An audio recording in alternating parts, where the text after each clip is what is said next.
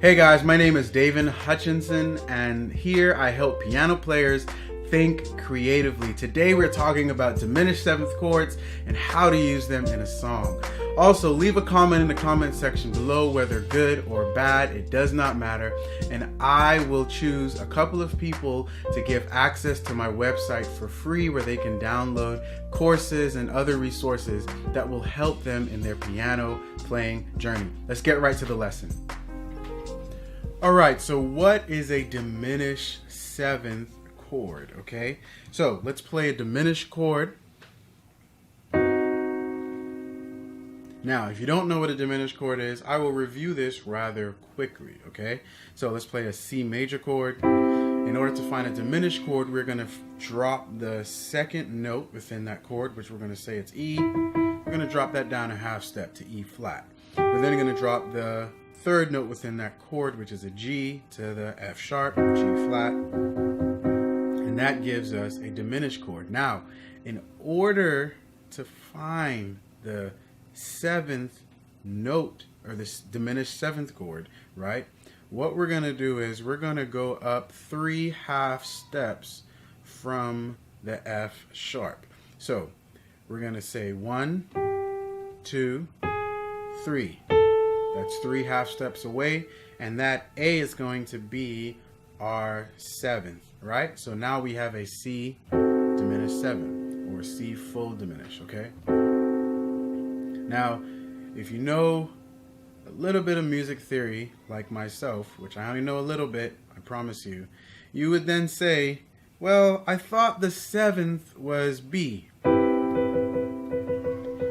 Well, yes, except for when we're talking about the diminished chords, and that is because of the diminished scale. There are more notes in the diminished scale, which then moves all the numbers for that particular scale. But we're not going to talk about that right now. Okay?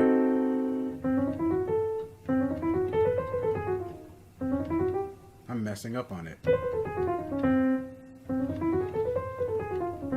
Okay, so this is our diminished seventh chord, all right?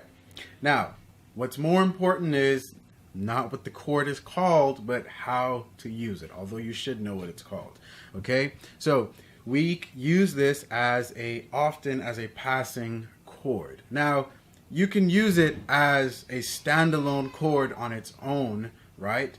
But that it's very common to use it as a passing chord. So that's what we're going to talk about right now.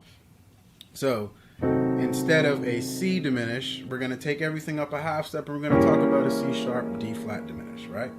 And going to a D minor chord. So as always, we're going to use the example Amazing Grace.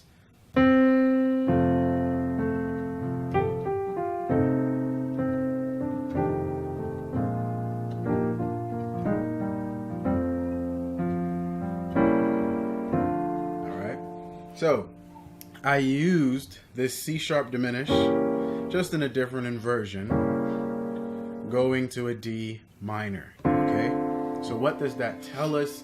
That tells us that any minor chord that we are going to, we can use a diminished chord that is a half step below it, going to that chord.